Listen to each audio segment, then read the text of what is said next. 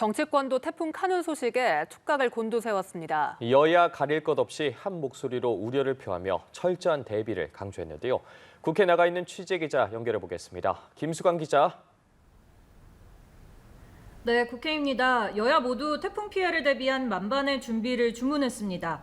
국민의힘 김기현 대표는 한반도를 남북으로 관통하는 초유의 태풍인데다 진행 속도까지 느려 큰 피해가 우려된다며 모든 행정기관에서 강물 범람 지역 등 안전 취약지대를 꼼꼼히 살피고 피해 예방을 위한 총력을 기울여달라고 했습니다.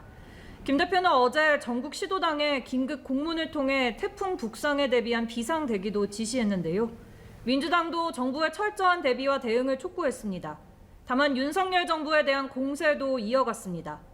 송기현 원내수석 부대표는 지난달 폭우 피해 복구가 완료되지 않은 상황에서 또 다른 태풍이 한반도를 강타한다며 인재, 관제라는 말이 나오지 않게 경찰과 소방이 만전을 다해야 한다고 강조했습니다.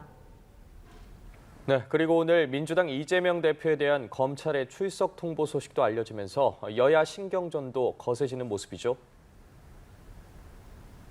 네, 검찰은 백현동 개발특혜 의혹과 관련해 이재명 대표에게 오는 17일 출석을 통보했습니다.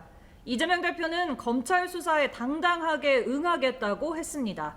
다만 민심이 윤석열 정부의 등을 돌릴 때마다 검찰이 이재명 죽이기에 나섰다며 정권의 위기를 모면하겠다는 의도라고 비판했습니다.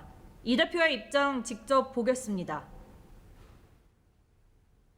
정권의 무능을 감추기 위한 정치 수사라고 생각합니다.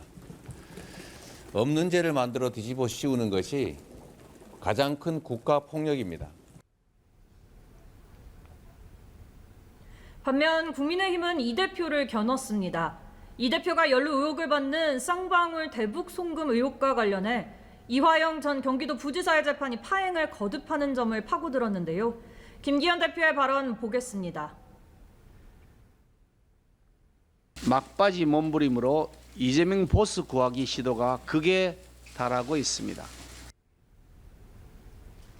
강민국 수석대변인도 야당 대표 관련 뉴스가 정책이나 민생은 하나 없고 온갖 비리와 의혹 관련한 것이라며 이 대표를 향한 사법 리스크는 열거하기조차 버거운 지경이라고 가세했습니다.